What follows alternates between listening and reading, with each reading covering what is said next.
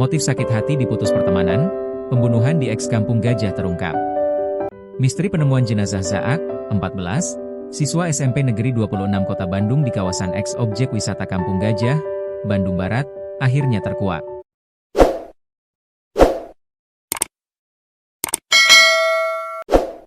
Remaja berinisial Y, 16, ditetapkan sebagai salah satu tersangka utama dalam aksi pembunuhan berencana yang memilukan tersebut.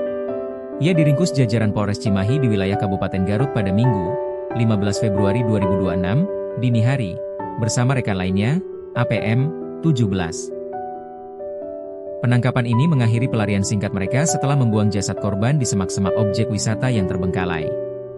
Motifnya, sakit hati karena putus pertemanan.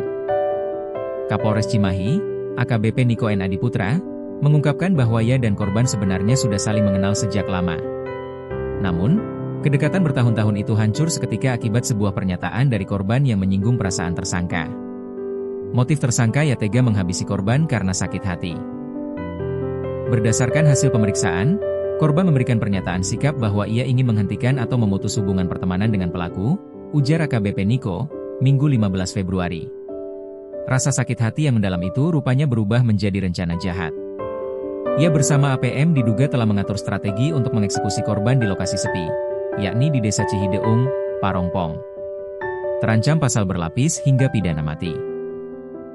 Meski ia masih berusia remaja, polisi tetap menjeratnya dengan pasal-pasal berat dalam Undang-Undang Nomor 1 Tahun 2023, KUHP baru, serta Undang-Undang Perlindungan Anak. Karena indikasi pembunuhan berencana, ia dan rekannya dijerat pasal 459 HUP dengan ancaman pidana mati, penjara seumur hidup, atau paling lama 20 tahun, tegas Niko. Polisi juga menyisipkan pasal 80 ayat 3 UU Perlindungan Anak guna memperkuat jeratan hukum atas hilangnya nyawa anak di bawah umur. Saat ini, ia masih menjalani pemeriksaan intensif di Mapolres Cimahi untuk mendalami kronologi lengkap saat ia mengeksekusi teman lamanya.